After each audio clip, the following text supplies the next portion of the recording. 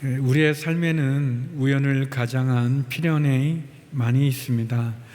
단순하게 보이지만 중요한 일들이 있고, 또 쉬운 듯 하지만 어려운 일이 있고, 어려운 듯 보이지만 쉬운 일들이 많이 있습니다. 오늘 본문에 나오는 보아스라는 사람의 이름의 뜻은 힘이 있다, 능력 있는 자, 힘 있는 자, 그런 뜻을 갖고 있습니다. 고통과 상처와 가난 가운데 있었던 나오미와 룻을 구원하기 위해서 하나님이 예비한 인물입니다. 죄와 절망에 빠진 인류를 구원하실 분도 능력이 있는, 힘이 있는 분이어야 합니다. 구원이 말이나 철학으로 되는 것이 아니기 때문에 그렇죠. 인류를 사단으로부터 구원하실 분은 힘이 있고 능력이 있는 분이어야만 됩니다. 그분은 곧 하나님의 아들 예수님이십니다. 보아스는 그런 점에서 나오미와 룻에게는 예수님 같은 존재였고, 또 나오미와 룻과 같이 고통과 어려움과 상처 가운데 있는 우리들에게 예수님은 보아스와 같은 존재라고 말할 수 있습니다. 저는 오늘 본문을 통해서 은혜라는 제목으로 우리의 인생을 역전시키는 하나님의 은혜를 나누고자 합니다. 우리의 좌절과 고난과 고통의 어둠을 끝내고 은혜의 새 아침을 맞이하게 하시는 하나님의 은혜를 세 가지로 여러분과 나누고자 합니다. 먼저 본문에서 볼 수 있는 은혜의 첫 번째 모습, 믿음은 은혜를 붙잡는 것입니다. 믿음은 은혜를 붙잡는 것입니다. 우리 1절, 2절 본문을 다시 한번 읽어보겠습니다. 시작. 나오미에게는 남편 쪽 친척으로 엘리멜렉 가문 가운데 큰 부자가 하나 있었는데 그 이름은 보아스였습니다. 모압 여자 룻이 나오미에게 말했습니다. 밭에 갔다 오겠습니다. 누군가 제게 잘 대해주는 사람을 만나면 그 사람을 따라가 이삭을 주어 오겠습니다. 그러자 나오미가 그녀에게 말했습니다. 내 딸아, 잘 갔다 오너라. 우리는 우리가 할 수 있는 일을 통해서 얻게 되어지는 보상을 은혜라고 말하지는 않습니다. 그것은 당연한 결과이죠. 그러나 우리가 할 수 없는 일을 하게 되어진다면, 내가 얻을 수 없는 것을 얻게 된다면 우리는 그것을 은혜라고 말합니다. 은혜는 전혀 받을 자격이 없는 사람에게 베푸는 하나님의 호의입니다. 룻이라는 모압 여인, 이방 여인이죠. 룻은 인생은 노력만 가지고 되는 것이 아니라는 것을 알았습니다. 그는 자신의 처지와 자신의 상황이 자신의 노력으로 얻어질 수 있는 것이 아니라 하나님의 은혜로 해결할 수 있고, 하나님의 은혜로만 그 자신의 어려운 상황을 극복할 수 있다는 것을 깨달았습니다. 그래서 그는 시어머니 나오미에게 밭에 떨어진 이삭을 주우러 가겠다고 이야기하죠. 이 세상의 부귀 영화를 소유하고 또 이 세상에서 가장 지혜롭다고 여겨지는 솔로몬 왕도 역시 하나님의 은혜가 아니면 인간의 노력이나 수고는 아무 의미가 없다는 것을 고백했습니다. 시편 127편 1절에서 솔로몬은 이렇게 고백합니다. 여호와께서 집을 짓지 않으시면 건축자들은 헛수고하는 것이다.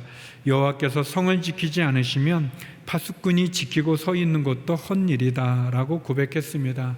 하나님이 집을 짓지 않으신다면 건축자의 수고, 헛수고가 되어지고, 하나님께서 성을 지켜주지 않으시면 파수꾼의 수고와 노력도 헛되다는 것을 고백하죠. 이런 점에서 믿음은 은혜를 붙잡는 것입니다. 우리는 무엇보다 하나님의 은혜를 붙잡아야 됩니다.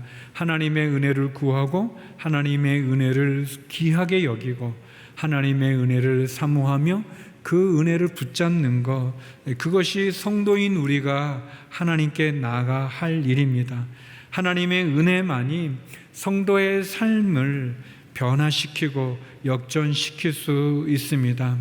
예수님에게 나왔던 가나안 여인이 있습니다. 수르보니게 여인이라고 말하죠. 이 여인에게 딸이 있었는데 그 딸은 귀신이 들렸습니다. 흉악한 귀신이 들려서 어려운 처지에 놓여 있었습니다. 이 여인이 예수님을 찾아와서 예수님의 은혜를 구합니다. 그러나 예수님 쉽게 그 은혜를 허락해 주지 않을 때 이 가나안 여인은 주인의 상에서 떨어지는 부스러기 은혜를 간청합니다. 그때 예수님께서는 이 여인의 간청을 듣고 들어주시죠. 그래서 그 딸을 흉악한 귀신으로부터 구원하여 주시는 은혜를 베풀어 주십니다. 가나안 여인처럼 우리도 하나님의 은혜를 간구하는, 그리고 주인의 상에서 떨어지는 부스러기라도 그 은혜를 사모하는 그러한 간절함이 우리에게 필요합니다. 하나님은 우리를 사랑해 주시는 분이십니다. 그렇기 때문에 우리가 그분의 은혜를 구하는 성도의 간청함을, 사모함을 하나님 거절할 이유가 없습니다. 사도 바울도 이런 고백을 합니다. 고린도전서 15장 10절에 보면, 그러나 오늘날 내가 나된 것은 하나님의 은혜로 된 것입니다. 내게 주신 그분의 은혜가 헛되지 않아 내가 어느 사도보다 더 많이 수고했습니다. 그러나 이것은 내가 한 것이 아니요 오직 나와 함께 하신 하나님의 은혜로 한 것입니다 라고 고백합니다. 사도 바울은 내가 나된 것 하나님의 은혜다라고 얘기합니다. 죄인 중에 개수라고 말하며 또 만삭되어 나지 못한 그런 나 같은 존재가 하나님의 사도로 세움받은 것 하나님의 은혜다 라고 고백을 합니다. 우리 챔버가 연주했던 은혜처럼 또 우리가 부르는 은혜 아니면 살아갈 수가 없는, 또 나 같은 죄인 살리신 그 하나님의 그 은혜가 놀라운 그 고백처럼 우리가 예수님을 믿는 것도, 우리가 이 자리에 예배를 드리는 것도, 또 방송을 통해 영상을 통해 함께 예배에 참여하는 것도, 우리가 호흡하는 것도, 그리고 우리가 이곳에 서 있는 것도 주의 은혜인 것을 고백합니다. 그 은혜를 붙잡는 것, 그것이 우리의 믿음입니다. 하나님, 우리를 사랑하시는 분이시고, 그래서 사랑하는 성도의 사모하는 은혜를, 간청하는 은혜를 거절하지는 않습니다. 룻은 밭에 떨어진 나락을 줍는 것은 힘든 일입니다. 가장 가난한 사람들이 하는 그런 비천한 일일 수도 있습니다. 또 그는 외국 여인이기 때문에 사람들의 주목을 받고 또 사람들의 이목을 끼는 외모를 가졌지만, 그러나 룻은 그 하나님의 은혜를 간구하며 밭에 떨어진 나락을 주워 나가고 있습니다. 사랑하는 성도 여러분, 믿음은 하나님의 은혜를 붙잡는 것입니다. 하나님의 은혜를 사모하는 거죠. 그 하나님의 은혜를 구하는 것입니다. 하나님이 내게 베풀어 주신 그 은혜를 소중하고 귀하게 여기는 것입니다. 두 번째, 오늘 본문이 우리에게 주는 교훈이 있다면 삶은 우연을 가장한 필연이라는 것입니다. 삶은 우연을 가장한 하나님의 섭리입니다. 우리 3절 4절 말씀 같이 한번 읽어보겠습니다. 시작.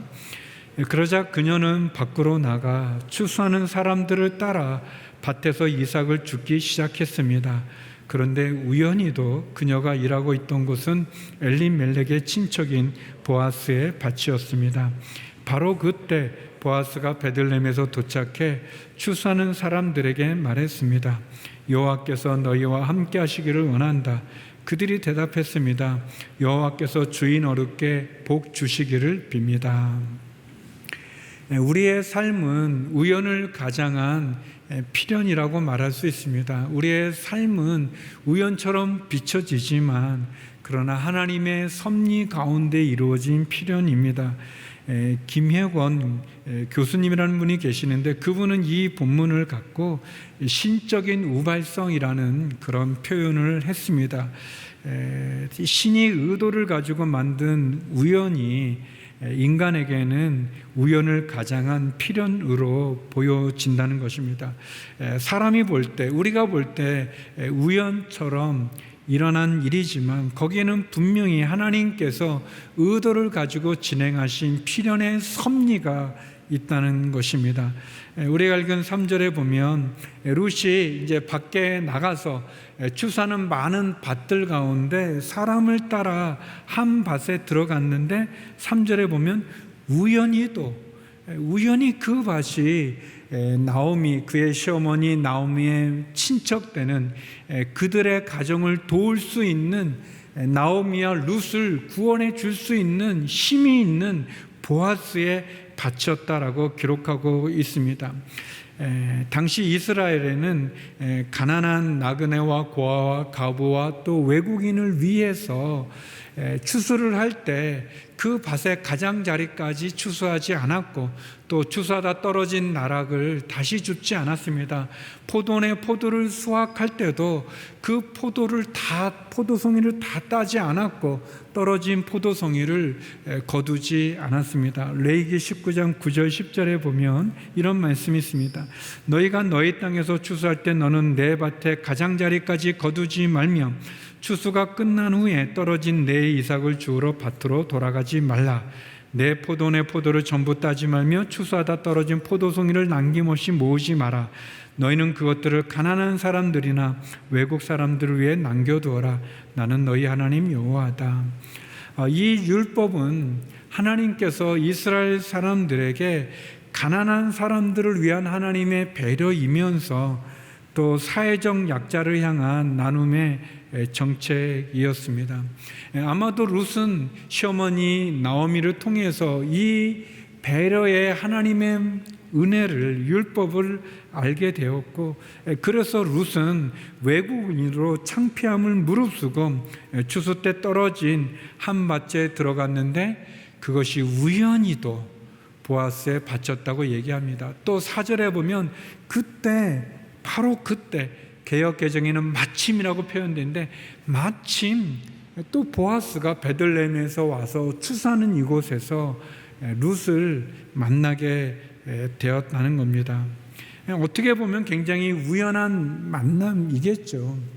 그러나 우리가 아는 것처럼 이 우연처럼 보여지는 배경에는 하나님의 인도하심의 필연의 섭리가 있습니다. 여러분, 룻기는 4장으로 되어져 있는데 룻기에는 하나님이라는 이름이 한 번도 나오지 않습니다.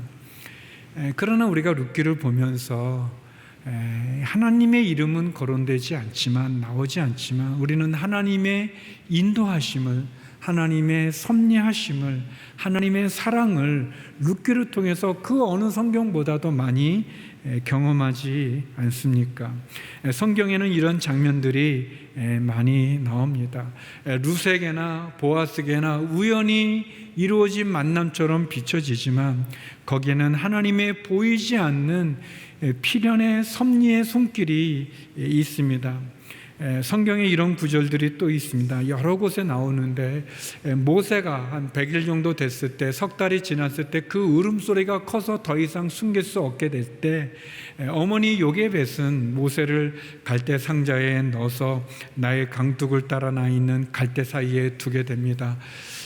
그때 바로의 공주가 이 모세를 발견하게 되는데 그 장면을 성경은 이렇게 얘기합니다. 출애굽기 2장 5절에 보면 그때 마침 바로의 딸이 나일강에 목욕하러 내려오고 그녀의 시녀들은 감독을 따라 거닐고 있었습니다.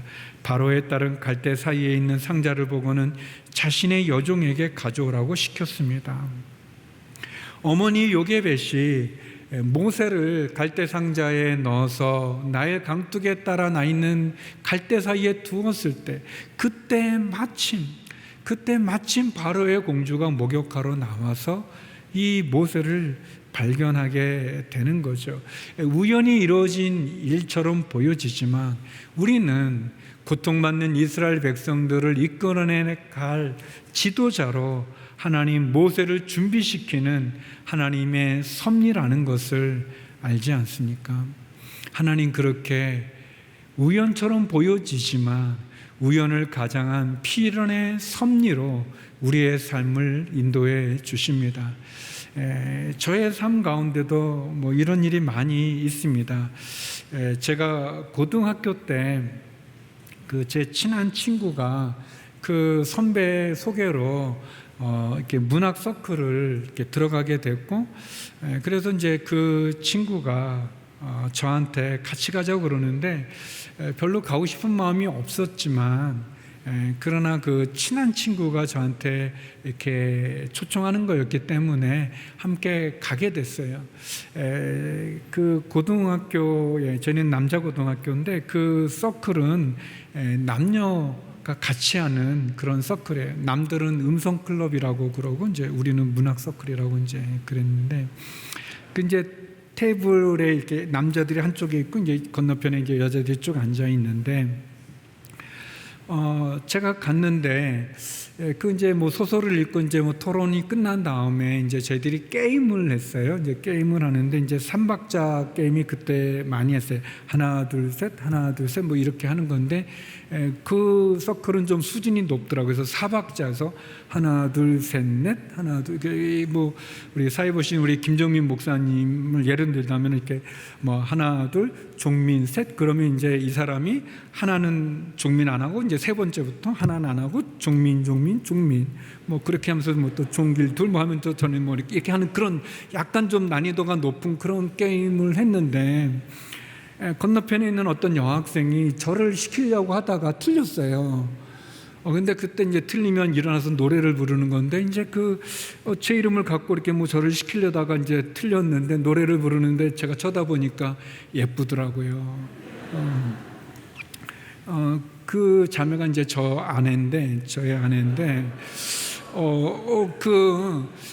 우연히 틀려서 노래를 불러서 이렇게 예뻐 보이고, 나중에 또 제가 좀 물어봤어요. 이제 언제 저가 이렇게 또 마음에 들었는가 그랬더니, 저희가 다닐 때 고등학교 때 교론이라는 시간이 있었는데, 교론 때는 저희가 이제 교복을 안 입고 교론복이라고 하는 걸 입는데, 그 남자들이 입는 교론복에 이제 이 목을 가리는 이 부분에 하얀 것을 대는 그런 천이 있었습니다. 그러나 이제 좀 답답하고 그러니까 이제 학생들이 이제 교문을 나오면 되게 또 이제 남학생들이니까 이제 그거를 그 하얀 천을 다 빼요. 이렇게 좀 약간 이제 삐딱하게 하려는 그런 이제 심리가 있는 거죠.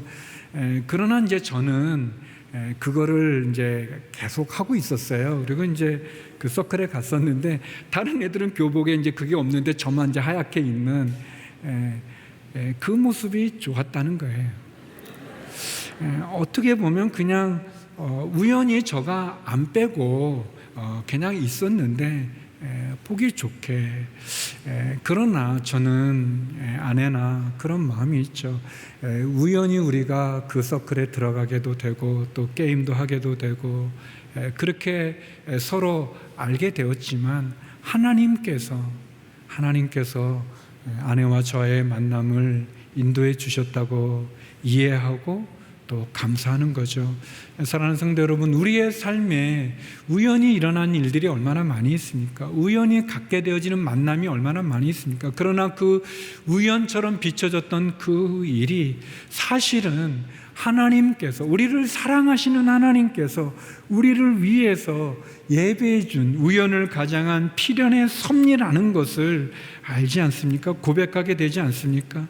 사랑하는 성도 여러분, 그래서 우리는 하나님의 은혜를 믿음으로 붙잡을 뿐만 아니라 우리의 삶이 우연으로 점철된 그런 삶이 아니라 우리를 사랑하는, 우리를 섭리 가운데로 인도해 주시는 하나님의 필연이라는 것, 하나님의 계획이라는 것, 하나님의 그 은혜 가운데 우리가 있다는 사실을 기억하시기 바랍니다.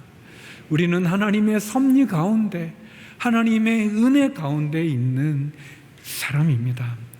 세 번째, 오늘 본문은 우리에게 주는 교훈이, 은혜는 최선을 다할 때 주어진다는 것입니다. 은혜는 최선을 다할 때 얻을 수 있습니다. 우리 5절에서 7절 말씀 같이 한번 읽어보겠습니다. 시작. 보아스가 추수하는 사람들의 감독에게 물었습니다. 저 젊은 여자는 누구요? 추수하는 사람들의 감독이 대답했습니다. 나오미와 함께 모압에서 돌아온 그 모압 여자입니다. 그녀가 추수하는 사람들을 따라가며 이삭을 죽게 해달라고 말했습니다. 그러더니 밭에 나가 아까 잠깐 집에서 쉰 것 외에는 아침부터 지금까지 저렇게 계속 열심히 일하고 있습니다. 은혜는 최선을 다할 때 우리가 소유할 수 있고 주어집니다. 최선은 룻으로 하여금 다음 문을 여는 기회를 갖게 됩니다. 하나님, 주어진 은혜에 감사하며 최선을 다하는 사람에게 더 큰 은혜를 베풀어 주십니다. 하나님이 은혜를 베풀 때 신분이나 배경을 따지지 않습니다. 하나님은 우리에게 주어진 자리에 최선을 다하는 사람에게 은혜를 베풉니다. 룻은 계속 열심히 일을 했다고 기록하고 있습니다. 성도 여러분, 하나님이 우리에게 베풀어 주신 은혜는 값싼 은혜가 아닙니다. 하나님의 은혜는 소중하고 고귀하죠. 그래서 우리에게 주어진 일이 작은 일이라 할지라도 우리는 그 작은 일에 충성을 다해야 될 것입니다. 최선을 다해야 될 것입니다. 하나님은 게으른 사람을 좋아하지 않습니다. 하나님은 최선을 다하기를 원합니다. 사도 바울도 데살로니가 교회에 보내는 편지에서 일하기 싫으면 먹지도 말라는 너무나 강한 말씀을 하셨습니다. 일하기 싫으면 먹지도 말라라는 것은 결국 안 먹으면 죽는 거죠. 그러니까 일하기 싫으면은 죽어라, 그런 아주 강렬한 표현입니다. 게으른 것, 하나님이 주신 은혜를 소홀히 여기는 것, 그것은 우리가 가져야 되는, 우리가 피해야 되는 그러한 자세죠. 우리가 가져야 될 자세는 최선을 다하는 겁니다. 충성을 다하는 것입니다. 성도 여러분, 우리가 혹시 잃어버린 것, 지나가 버린 것, 떠나가 버린 것을 아쉬워하면서 괴로워하면서 도리어 아직은 나에게 남아있는 것, 아직은 할 수 있는 것, 그것을 놓치고 있지는 않은지 모르겠습니다. 이 모압 여인 룻의 그 성실함과 최선을 다하는 그 모습은 보아스의 마음을 감동시키고 그리고 룻에게 또 다른 기회와 축복을 갖게 합니다. 보아스는 룻에게 이런 말을 합니다. 12절에 여호와께서 당신의 행실에 대해 갚아주실 것이요 당신이 이스라엘의 하나님 여호와의 날개 아래로 보호받으러 왔으니 그분께서 당신에게 넉넉히 갚아주실 것이요 라고 이야기합니다.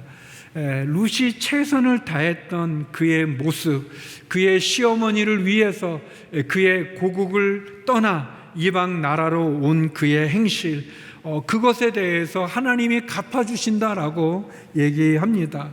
또 이 룻이 하나님 여호와의 날개 아래로 보호받으러 왔으니, 은혜를 받으러 왔으니 하나님이 당신에게 넉넉하게 갚아주실 것이다 라고 얘기합니다.